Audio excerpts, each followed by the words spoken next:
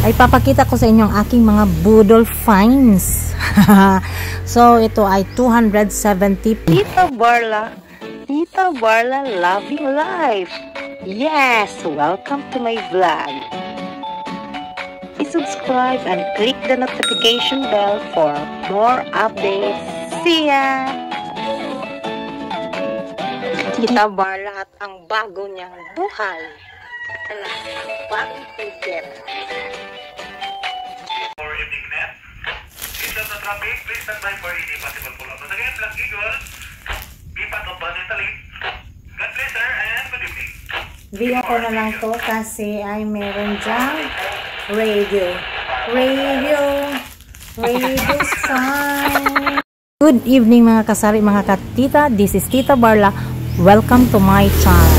Ay papakita ko sa inyo ang aking mga budol finds. So ito ay 270 pesos. Kasama na dito yung shipping na 65 pesos. Ang amount sa item is 205 lang. 2 3 parang 4. Pareho lang pala ito ng kulay, si maliit at si malaki. 5. Gang tanawa ko no gang tulod ay kagagmay gang.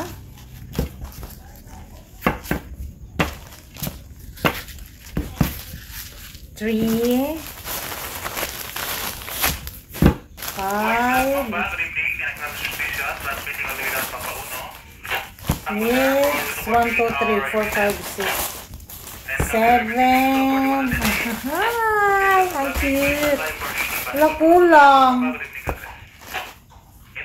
1, 2, 3, 4, 5 6, 7, 8, 9. Sakto ra? Tama!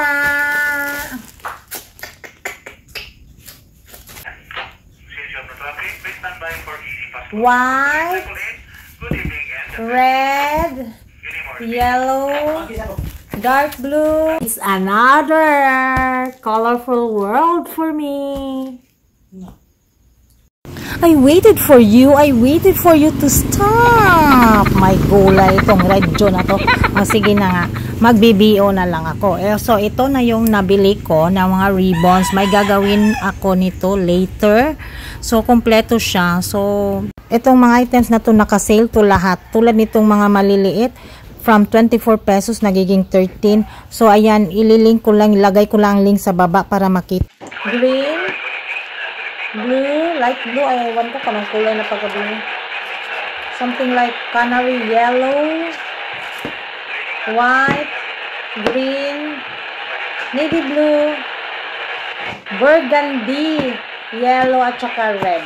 Ayan. So meron akong gagawin nito.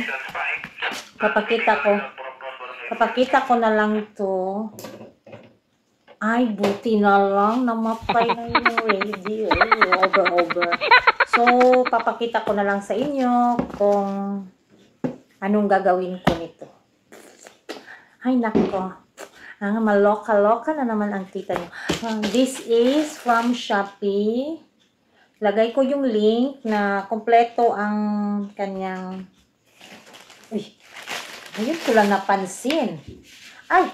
Ari pala yung order slip, oh. Bakit 3, 4, 5, 6, 7, 8, 9? Ah, oh, yan. Ba't walang 1, 2, 3, 4, 5, 6, 7? Yan, sticker pala to. So, ang total nito is 200, pilagang? 205 lang to, plus shipping, 271. So, ayan. Dyan lang muna. At another... Shopee na naman, ang aking na-haul is... This is another budol finds.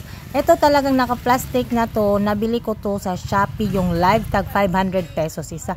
Pero nung live na yon nakita ko nag-buy one take one. Tapos may free pa isa. So kumbaga 3 pairs at 250 pesos. Plus shipping na 140 is 390 yung nabayaran ko. So... Bale, ang nangyari dito, tag 130 ang pair.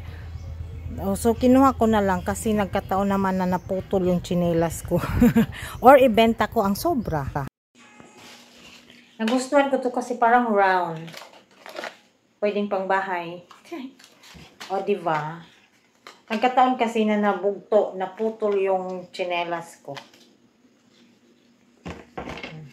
So, I'm not into high-tech.